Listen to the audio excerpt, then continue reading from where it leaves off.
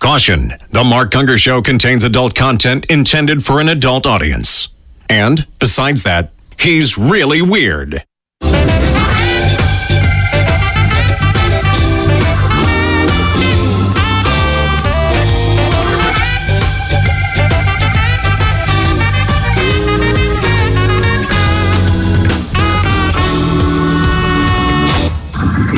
Welcome to the Mark Gungor Show with international marriage speaker and author of Laugh Your Way to a Better Marriage, Mark Gungor. This is your source for practical, down-to-earth marriage advice without all the over-spiritualization or romantic nonsense. And now the host of the Mark Gungor Show, Mark Gungor.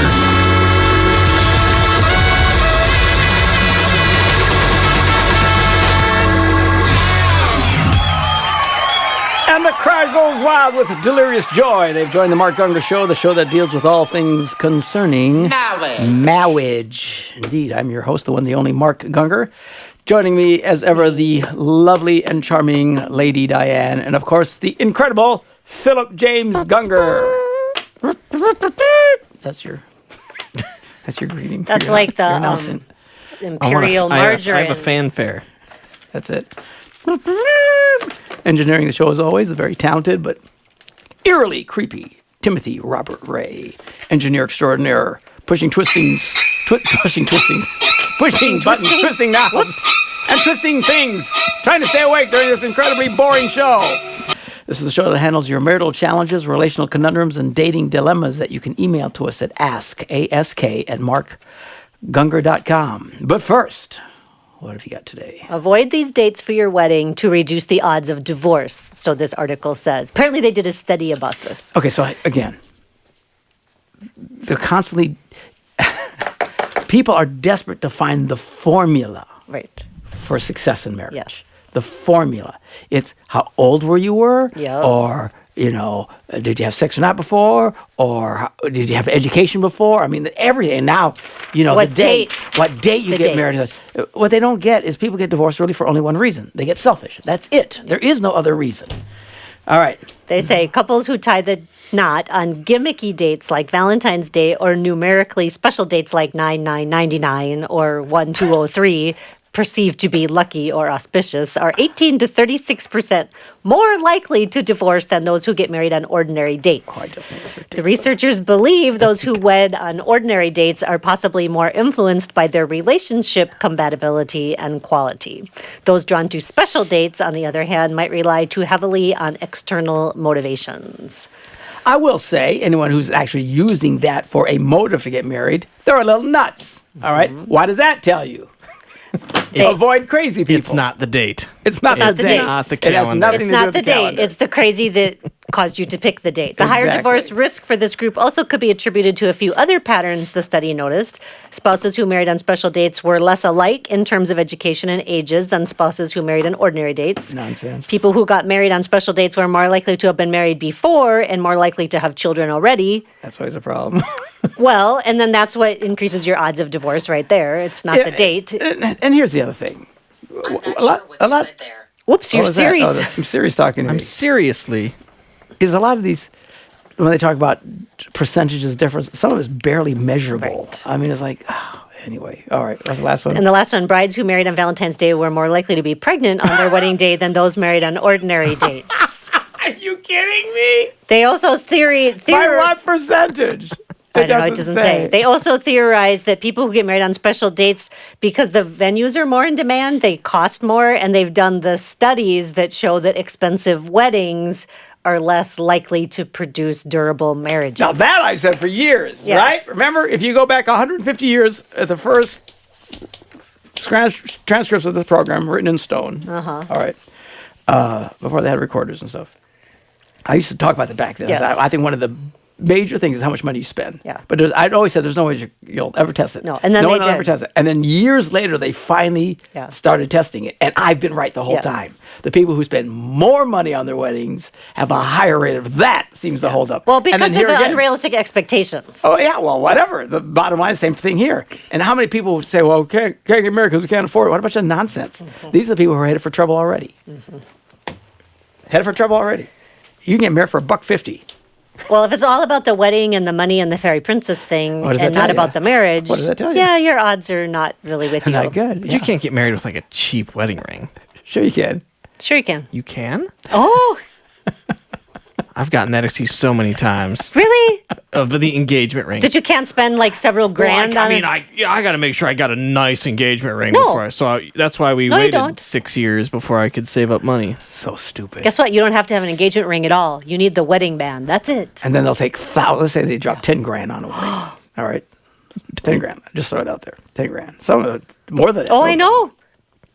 So now this young, stupid couple gets married, and they don't have money for dates, and they have money for diapers. They don't have money. We can't go anywhere can't afford a babysitter. Really? Because it's on her finger. How was it on your finger, you moron? That's why you got to wait till you have enough money. Yeah. We got to wait longer so that doesn't happen. Make it even longer. And then you wait so long that you're now in your mid-30s, and now you can't get pregnant, so now you got to spend tens of thousands of dollars on special pregnancy treatments. So now you're saying I need more money. So you need even more money. So wait till you're like 58. So these people are crazy. Anyway. Do you remember that idiotic diamond commercial about isn't she worth a month's salary or whatever? I don't remember. Was it DeBoer's or one of those diamond jewelry yes. that they had the ad campaign A month's that like you salary. had to spend a month's salary on this ring? Well, that might be cheap depending on how much a guy makes. Well, Who are they true. targeting? They're targeting big spenders. A month's salary. Yeah, I suppose now that might be impressive for me in my old age. Back in the day, I don't know. Both of our rings were less than $100. Yeah, but back in the day, if you And it spent was- a month of your salary, that was a lot of money for you. Yeah. You shouldn't have been spending that much money. Nobody should spend a month's salary on an engagement ring. I think even less than $100 was probably more than a month's salary at the time for us. We were so broke.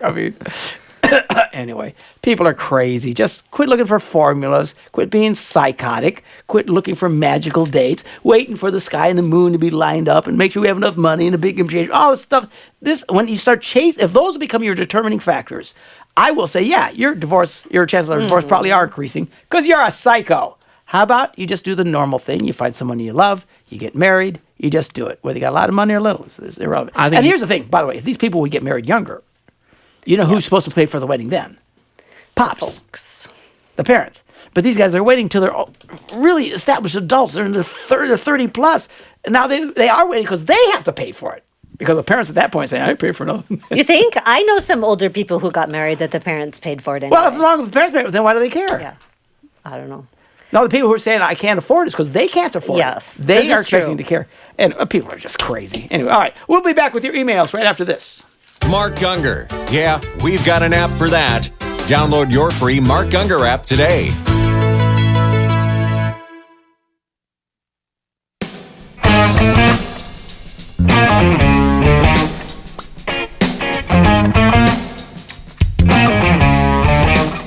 All right, we're back on the Mark Gungor Show, talking about love, marriage, and relationships, answering your emails about said subjects. Okay, What do she you got? says, I was raised in the church, but went wayward for a few years where I became very promiscuous. It lasted about 5 years before I met my now husband, who through his testimony brought me back to church. We've been married 6 years now with 2 kids. My concern or question is that I seem to not be able to get over checking out other men, even as far as looking for a ring. I am very happily married. I love my husband very much. He makes me happy and totally fulfills my sexual needs and desires. What is wrong with me? I pray about this issue all the time, asking God to make me have eyes only for my husband. Also, I should add that my husband is hot, so I don't have any reason to look elsewhere. Is it just because old habits die hard, or do I have a serious problem that needs counseling? I am ready to do anything. It's even so bad that I get distracted by our worship leader during church. What the heck? Help me, she says. Well, you kind of hit it on the head. Old habits die hard. And in some cases, they never die at all. And that's one of the reasons why the Bible warns us against certain behaviors. You have to go back. Why the warnings? Why not to do these things? There must be a why. Well, God just doesn't like it. Okay, that could be one, but maybe he doesn't like it for a variety of reasons. We're not wired like dogs and animals and stuff like that. These things have a negative effect on people. Now, whenever I talk like this, sometimes people go over the other and I think, oh, my life's horrible. I can never succeed now because I had sex with 30,000 different people. No, you can still have a great life, but you will struggle in areas that other people don't struggle in. It's just that simple. Anyone who was involved in homosexuality for a while and then becomes a Christian and wants to do the right thing and stop will still struggle with those feelings generally for the rest of their lives. Anyone who's done almost anything will struggle in those areas. Someone who is a hardcore alcoholic after they become a Christian, pretty much they have to stay away from alcohol all the time. Mm-hmm. Those feelings. I can get around alcohol. It doesn't mean anything to me. I mean, it doesn't. Everybody around me, I can't even smell it, to be honest with you. I have people who tell me, man, you smell like guy, you just smell like booze. And I said, really? You can't. I don't have, you know what I'm saying? There's just no recollection for me. That's called having a too high of a tolerance.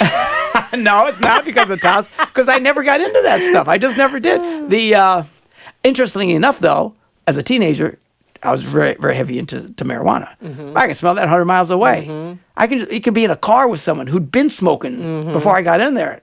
10 minutes later, I'm starting to get high. Because, is it because you're used to it? No, it's the craziest thing. Mm-hmm. So people struggle with stuff.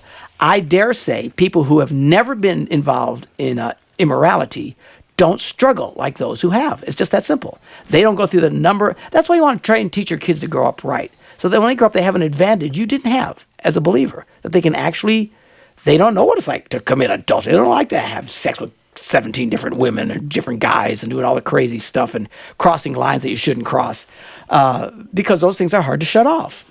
It is what it is. So you say, you still notice, man, yeah, I'm sure because of what you had done before. You became very promiscuous and gee, that guy would probably be fun in the sacrament. I mean, there's no way of erasing that from your head. Mm-hmm. And she might just be wired different. I mean, gosh, that letter could have been signed by most of the men.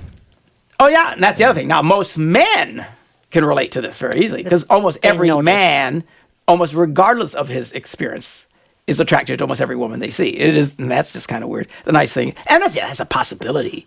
She could be wired just that more way. Wired.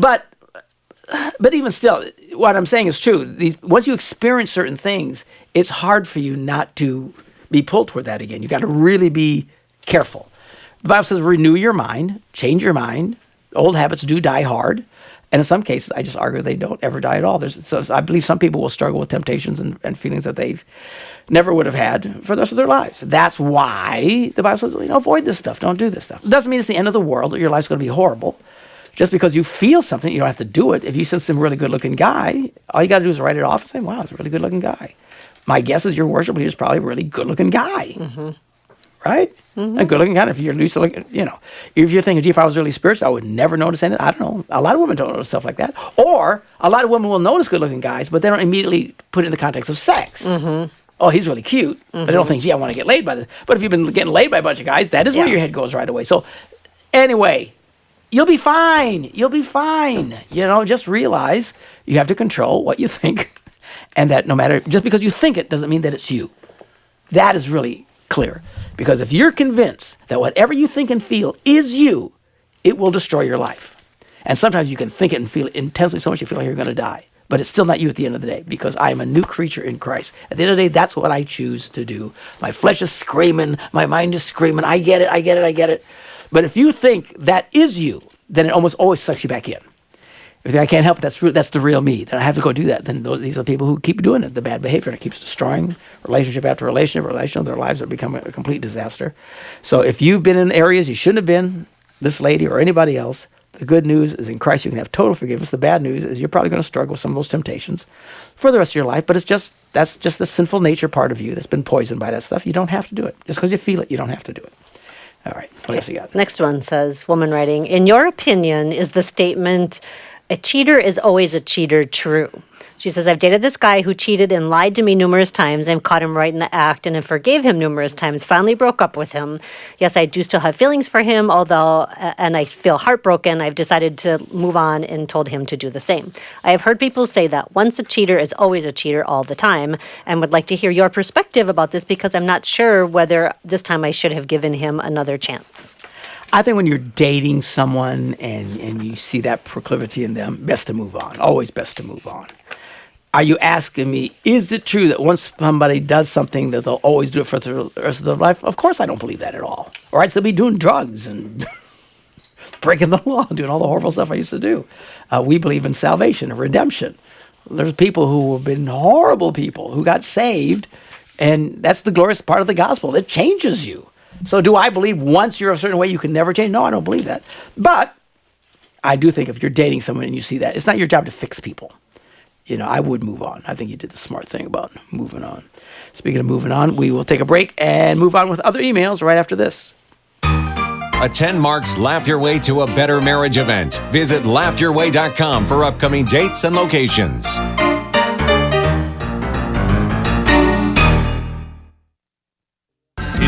down to the river where muddy water flows. We are back at the Mark Gungor Show, going through emails about love, marriage, and relationships. What you got? He says, my wife and I have been married for a year now and are committed Christ followers. I am really desperate for help. Our sex life has become very strained and has become a source of strong anxiety for me. I have been diagnosed with anxiety disorder on several different medications, have been having major panic and anxiety attacks on and off. He's just anxious in general. He says, our sex life is becoming anxious. Making him anxious. But I'm anxious anyway, and I'm on drugs for anxiousness. Well, that means everything's going to be anxious. Okay. It has been a constant struggle for me and has put a strain on our marriage. I think that it's just all part of it. I think he is anxious, and this is making it worse. Okay. Does he go into details what anxious is? If he has to be on medication for it, I'm sure he's having panic attack and anxiety. He's having panic attacks just because of sex? Well, so he's having sex. He says, I used to be heavily into porn and masturbation, but have since stopped. However, I still feel the effects and the temptation. But our main... Per previous email, once you get into things, you'll struggle with those thoughts forever. Yes. Okay. But our main issue is that when we have sex, it seems I can only have an orgasm in one position.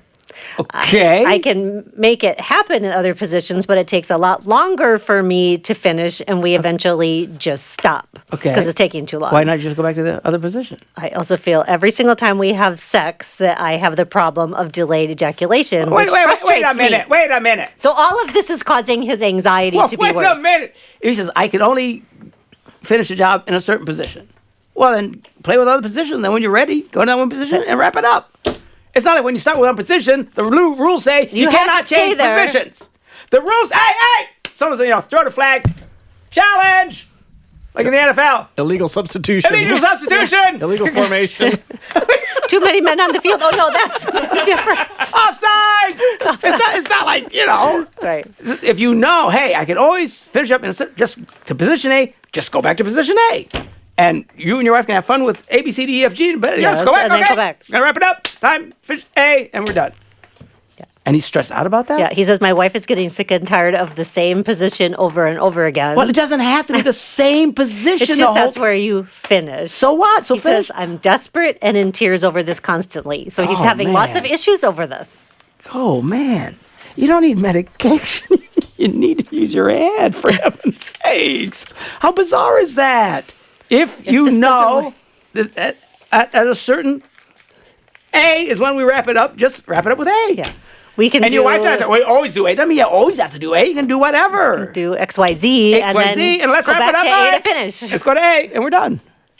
How long has it been since he's been the porn-free thing? masturbationally I didn't ask that. freedom? But apparently that's still the holdover. Oh, I don't know. I mean, it's hard to tell what people are actually going through. You just make your best guess from these. Yeah. It just sounds a little odd to me. If you know you can succeed here, then always get back here and succeed. Yeah. It doesn't mean you have to be here the whole time. Yeah. This way one of these guys thinks sex is a minute and a half deal. Well, we got a minute and a half. We got to wrap it. No, you don't. So I don't know. The fact that you think it'd be a great advantage for her. She can, take as much time as she wants with him, as long as he's staying in B, C, or D. Exactly. And then, okay, now let's go to A. Let's wrap it up. Exactly. I don't know why you're getting stressed by that. I think, I don't know. Very good answer, Dr. Unless Bruce. she's really giving him a hard time. Maybe she's causing him anxiety. Well, I don't know. My guess is we're probably not hearing the whole story. Do you get that sense? You think? Yeah. Do you think we ever hear the whole story on All we these can emails? do is answer based on what you gave us, folks. All right, what else you got? Oh, Okay, sorry. I was thinking we were going to go to she says, I'm really struggling. My past is dark and full of regret. I have turned my life over to God and I'm working on healing and becoming the woman I should have been all along. In the last 3 months, I've had a major turnaround in my heart and faith. I'm doing well. I fear that with my past and some of it not so long ago, I am not worthy of love or marriage. Feel that to have a healthy relationship, I would need to tell all and let him decide if he still wants to be with me. I'm afraid that if I don't, one day it'll all come out and I will be faced with so much more. She says, I don't want my past to haunt me forever in a relationship. I'm so scared. Can you help me? How old is she? We don't have any idea? Yeah, no, I should have asked that. I'm sorry I Look, didn't. obviously, if you're a really damaged person, you need to heal. Just running off to get married is not the answer for you, okay? Get to a healthy place. But now when it comes to your past, do you need to share that information? Yes, you do, but I wouldn't do it right away. I write about this in my book called Being Found, which I just happen to have in front of me. You just happen to have. Seriously. I'm looking around here. It's right there there it in front of me. It must be a miracle. Anyway, in this book is a book for single women about how to handle and approach marriage. You can get the book at markgungor.com, or you can, if you're overseas and stuff, because a lot of people listen to the show overseas, you can get it shipped to you, but it's going to cost you a fortune. But you can do a download. What do you call it? An ebook. Ebook. You can get an ebook. You can download it in the next 3 minutes. Okay, just go to markgungor.com. You can download a thing, or you can order the book. And I talk in here about avoiding predators. Now, here's everybody. Listen to me real quick. All you girls, listen to this. Focus for a minute, and you should tell your daughters this too, or anybody you know, a woman that's had a bad past. One of the problems that women who've had bad pasts is they immediately tell everybody as soon as they meet them. You know, how you doing? Oh, good. I just got out of prison, and God's turned my life around. Or oh, my kids are back home, and I've been divorced for 3 years. But as soon as these women cough up this information, these predators are like sharks, and it's like blood in the water. And these women are saying, I always attract bad men. I always attract bad men. And virtually every time they see that, these are the women who always tell people their problems up front. They overshare. And as soon as you tell somebody that, then a predator is going to come in. Why? Because he knows that you're a divorcee and probably haven't had sex in a while, and you want anybody to touch you and hold you, and they're going to take advantage of you. Or if you've been out of prison, then who knows what you've been into. And so all the bad guys just draw to you like magnets. If you have been a horrible, terrible person that's had sex with 50,000 men and were an axe murderer in Yugoslavia before you came to America and got saved, don't tell people this stuff.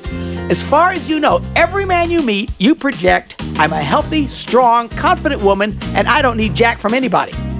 Then the good men are attracted to you, and then at some point, then you'll need to share your past, but then it's from a position of strength. All right. We'll be back with more after this break. Caution, the Mark Gungor Show contains adult content intended for an adult audience. Never easy, never sane. It's all so complicated. May look like a rainbow, but the color is the same. Hey, hey.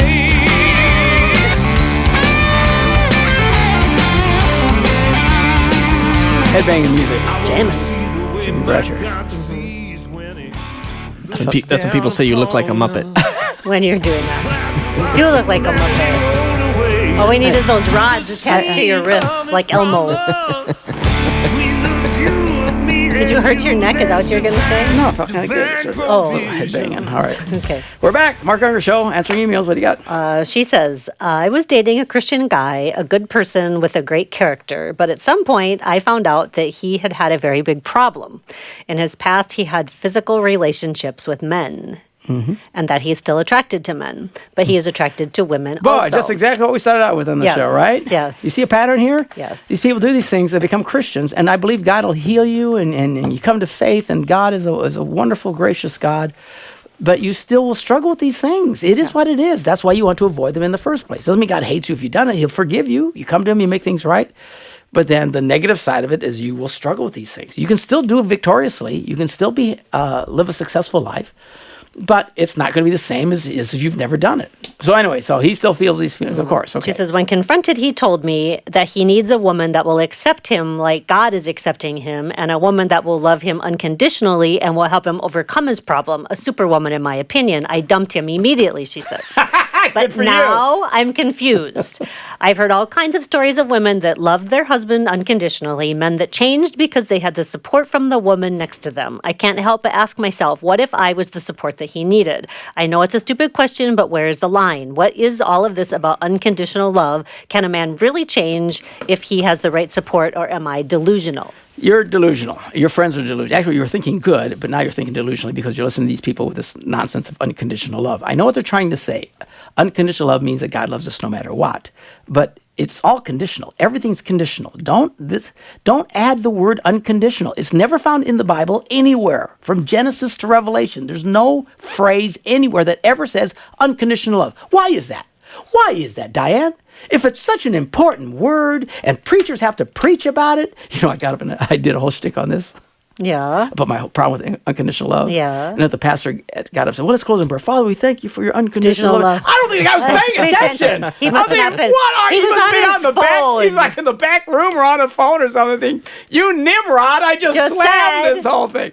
So if it's so powerful and it's so wonderful and so gracious, do you think God just made a mistake? And he didn't put it in the Bible? Because clearly we're a lot smarter than God, right? Unconditional love, unconditional love, unconditional.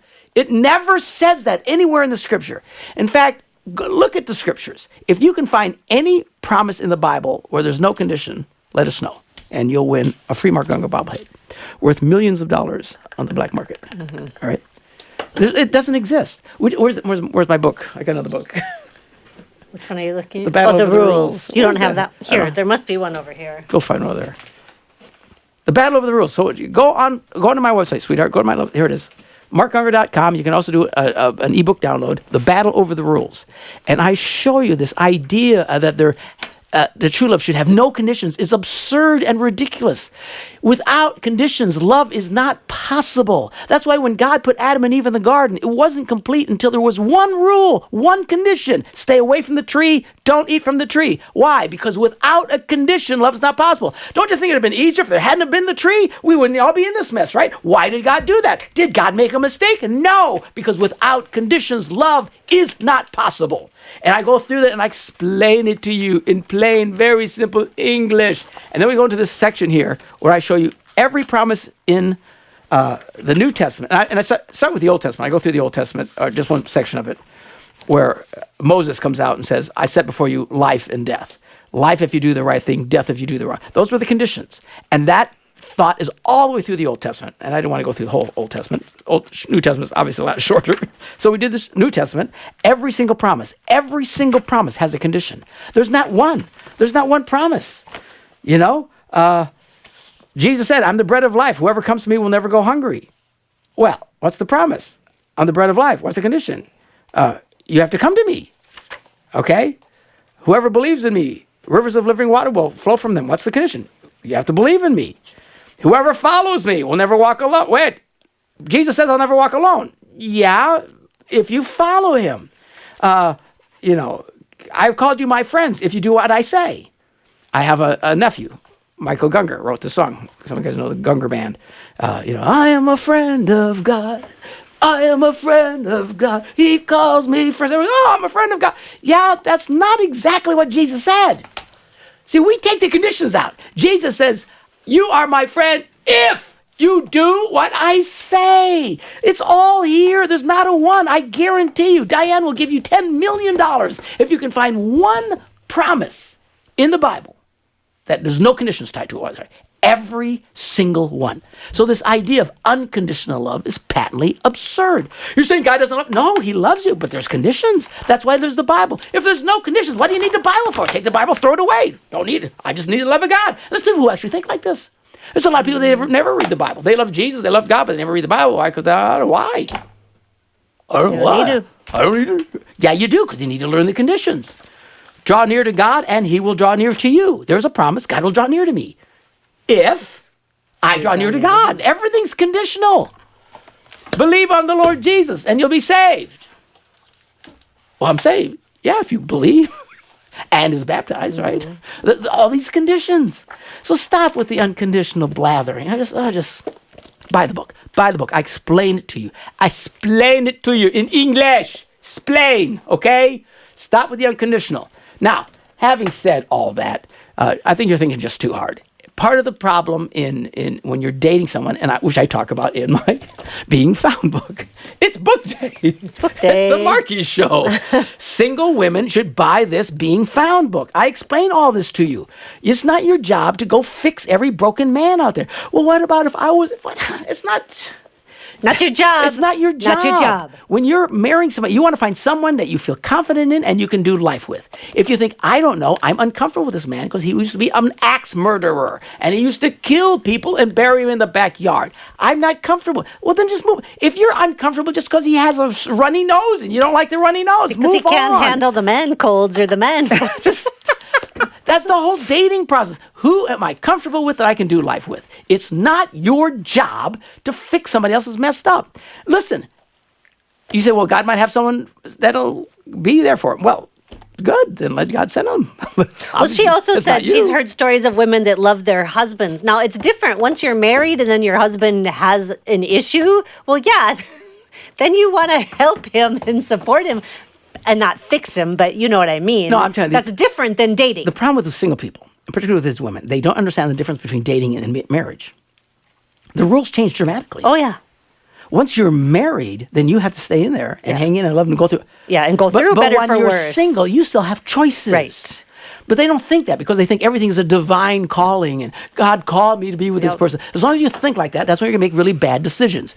Get the book. Buy the book. Being Found. Get it for your daughters. Get it for your granddaughters. Being Found. Show them how to approach this thing called marriage so they quit making the same stupid mistakes over and over and over again. Your status single and how you interact with men as a single woman changes dramatically after you're married. All those rules of, well, the husband, she would love him no matter. Yeah, when she's married to him. But that's not you at this point. You have a very clear option. If you're uncomfortable with the fact that this man used to have sex with other men and admits he still has that temptation and you don't want to deal with that, move on. You did the right thing. Mm-hmm. Don't let these people go, well, unconditional. Oh, first of all, it's all a bunch of nonsense. And secondly, you're not married to the guy. If you were married to him, then yeah, we'd be telling you all about that. So anyway, what are we doing? Let's take a break and we'll be back with another segment right after this. Want more of Mark? Visit markgungor.com. There you will find everything that Mark has to offer.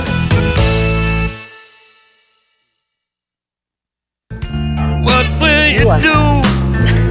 What will you say when the blues come? What will you do when the blues come? You email Mark Gungor and ask him what to do about it. What do you got? He says, my fiancé and I have both watched Your Laugh Your Way and have gotten our flag pages. Okay.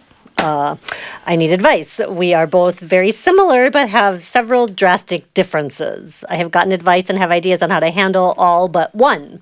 Her country is fun. She mostly likes going and doing things with large groups and wants me to be a part of them. I do not like large groups. He's peace. How should I handle this? My idea is to do some events with her to compromise, but ask her not to force me to go to all of them. Is this wrong? Am I a moron? No, I think that's the whole thing's about compromise. Everybody's different. By the way, the flag page that he's talking about, you can go online to flagpage.com and you can take this great little test. It takes a few minutes to do it. It'll just give you a printout about the kind of person you are and how you relate to life. It really helps couples to communicate better, to understand each other. So she's saying that hers comes out. She's this fun, energetic lady who wants to be around all kinds of people. He's a peaceful kind of guy who doesn't want to be around a whole bunch of people. What do? You compromise. My wife and I are like this. My wife, she doesn't like being around people. She could care less. Now she smacks me whenever I say that. But, I like being around people. She doesn't like to be around people. So we compromise. To be honest with you, I spend most of my time away from people. I do, mostly for her. When we were first married, we were over at everybody's house all the time, partying and ooh, like some of these couples. Dragging her around. Party couples, we were like that, but it was just me dragging her. Yeah. And it was just killing her. She couldn't take it. So, for the sake of peace and wanting to still have a wife 40 years later, I started changing. So most of the time we sit at home and we don't really go see much of anybody. Because that's just her, and she's happy that way. What she likes is her children, her family. There's some people they have a small group around them. That's all they really want. Okay, so we compromise. That's what you got to do. That's not being a moron. They want to green eggs and ham them. What's that mean? Would you like it in a house? Would you like it with a mouse? And eventually, at the end of the story, I do like green eggs and ham. You just haven't tried it. enough ways. So you're saying she wants him to go and do all of these things. I think that's what they say. They're always like, oh, but this would be fun. Oh, but that would be fun. Yeah. Oh, but that would. And that they'll finally land on the right thing. Yeah. That I love Yeah, it. it's been a while since I've read Green Eggs and Ham. Just, I'm not up on my... Seuss. You don't have the Seuss. small children. That's exactly right. So they're convinced that you will like it if you just do it. Just do it. Which might be. Look, a fun person is always trying to get everybody to try Green Eggs and Ham or anything else. Mm-hmm. To us, everything is fun. We could be on fire and it would be fun. We could be on the verge of death and we giggle. Yeah. It's crazy. I know how to know this because I've been on the verge of death many times. I kid you not. And we're giggling about it's crazy. Were you with us in Africa the time that we were with the elephants? No, I was with you in Africa the time that we were lost in the dark, and I was the one in the backseat giggling my head off. Remember, you underestimated the time, and we were driving, and we weren't supposed to be out there, and then the elephants ran across the road, and then finally the guy stopped in the Jeep and is like, "You are not supposed to be out here." We were in the middle of the Oh, He doesn't yeah. even remember all of his near-death experiences. That's what I'm saying. So many, It was funny. We were trying to find Hamilton's tented camp. Yeah, no. It was Lynn. Yeah. Duncan was in the back. She's freaking because the stupid guide put us right in the middle of a bunch of elephants, Yeah. and they're getting mad. It's pitch black. We can't see anything. It's a night safari. When the guide is freaking out, that's a bad sign. Yeah. Okay. And then Lynn, so he starts speaking in Afrikaans on the radio, so we don't know except that Lynn speaks Afrikaans. So Lynn's like, "Oh, he's saying we're in trouble. Oh, what are you gonna do? What are we gonna do?" And the whole time I'm just giggling. So we're all gonna die. Oh my god! You can hear these elephants. It was intense. I don't know. I giggled. Our whole family's like this. Yeah. First time I noticed it, I went to my grandfather's funeral in Puerto Rico. And I don't know if it's just our family, if it was that day, if it's a tradition there. I don't know. I'd never seen anything like it. But in this, the family is carrying the casket, and the family actually puts the body down into The whole. or whatever. Which in America, everybody leaves, right? Or they sit there and they quietly, you got all cool mechanics, and they drop them down. They're all very cool. And, well, no, they just physically you put the guy in the. If you've ever, there's cultures like that in the Middle East, or they put him down, and the families. It's a big deal. So they're putting him down. All of a sudden, somebody lost a slip, and everything goes crooked. Yeah. Okay, and all of a sudden you can see, oh no. What had happened was part of the casket popped open, and he's starting to slide out. Okay, Man down. okay, man down. So they're all freaking out. And I turn around, and my mother is just shaking hysterically with laughter. And all her brothers and sisters are all laughing. And I'm going, what happened? And I said, the casket popped open. I'm like, oh my goodness, the casket popped open. Yeah, and he's starting to slide out. And they're all laughing. And I said, why are you laughing? He said, I hope he has pants on. The only one crying was a non-blood relative. hilarious. She's crying, and I'm just, she's shocked. And I'll never forget it. I looked around and I watched all of them laughing at this horrible situation, and I thought, no wonder I'm so crazy. That explains a lot. It explains a lot. This is the world that I come from. So, I mean, it is what is fun. People, everything is fun. She'll always try to get you to do everything. Everything. You don't want to do everything. Just tell her, I don't want to do it. But on the other side, compromise with her. So when you don't want to do something, say, listen, I don't really want to do it, but next Tuesday we'll go to that thing you want to go. Just it's about compromise. You watch my wife in a public setting around people. Mm-hmm. I'm flitting around the room, talking to everybody, shaking hands, and she's sitting over in the corner talking to one person. Yeah. You think we don't even get along? She's like, did your wife come? Yeah, where's she? I don't know. She's over there somewhere, But we don't do that all the time. Right. We have our time. It's all about compromise. You'll be fine. You're not going to be her. She's not going to be you. Go take that test. If you guys have never taken the test, flagpage.com. You'll get a great printout of what makes you tick, and it'll help you guys to better communicate. And just communicate. Listen, say to her, look, I know you're a fun girl. You love to be fun. But right now, I don't want to do that. I don't want to do what you want to do. I don't want to do it. I don't want to green eggs and ham. I know you think if I eat them, I would like them. I do not like them, Sam. I am. I don't. And just, it's life. This is marriage. People, you got two people. No two people want to do the same thing all the time. Well, there's a few. We all hate those people. But that was a good analogy, though, actually, Phil. Because Green I eggs think and you're ham. right. That is, yes. That people if you just try it, that they'll convert you. At It's the very end, no. he's finally like, fine, if it'll make you happy, I'll try them. Yeah. And then he loves them. Yeah. I mean, so the moral of it is try things. Try it, you like it. But that's what people think because they like it. They're convinced. Well, it's just because you haven't experienced it yet. Yeah. What they don't understand is, They don't yes, like I've it. tried it, and I hate it. But don't like it. I don't like the green eggs. Yes, I want to kill you. I don't ever want to ever touch it again. Sometimes that story ends with, "Yep, no, I tried them. I don't like them." Yeah, exactly. I'm going to preach a sermon on that. Green eggs and ham story. The green eggs and ham. Then you have to read the book. Oh, that's right. What was the commercial that the line was? That's a long read. Weighty book to get Yeah. through. What was the commercial? Try it. You'll like it. Do you remember that? It was an ad. I'm going to have to look it up now at the you break. like it. I don't know. I can't remember. It was an ad for something. All right. We'll take a break, and we'll be back with more right after this. Have a marriage dilemma? Email your questions to ask@markgunger.com, and Mark can answer them during one of our shows.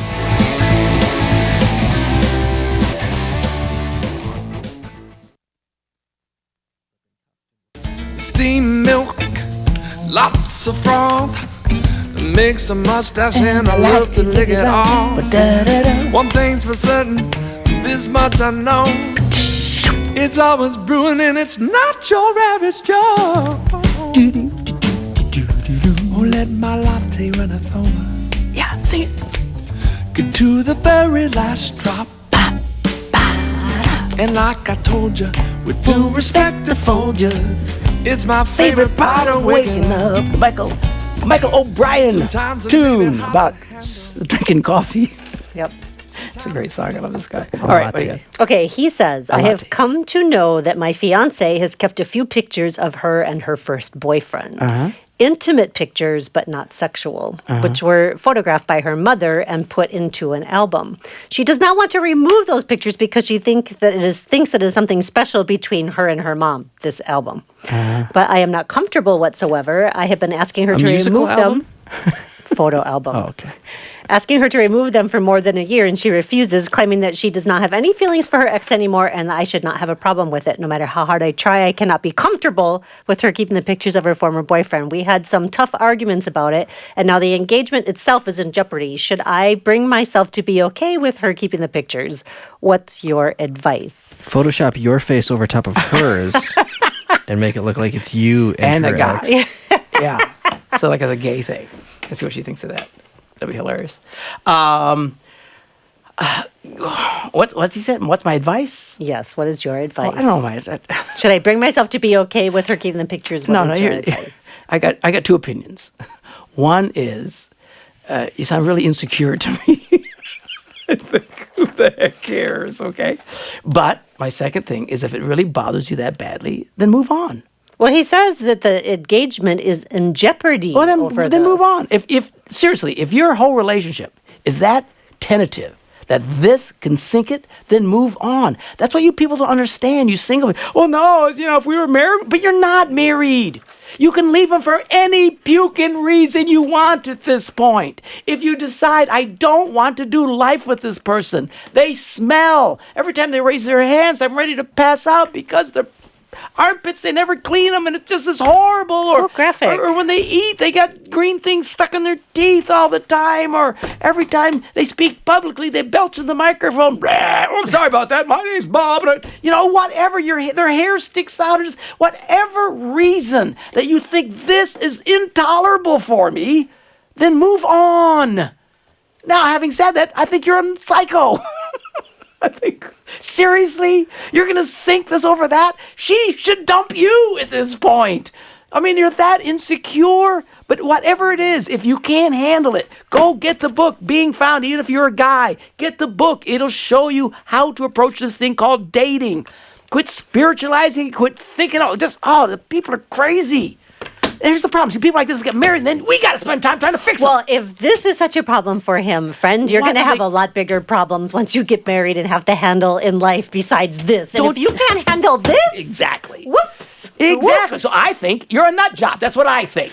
I think she should dump your butt. But you should be smart enough, if this that big of a thing, if you're that insecure that her in a picture of, hey, I don't have a problem with that. Just move on. What you're finding is something that you cannot tolerate with her.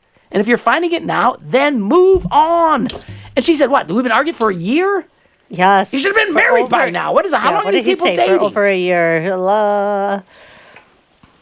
What did I say? For more than a year, he's been asking her.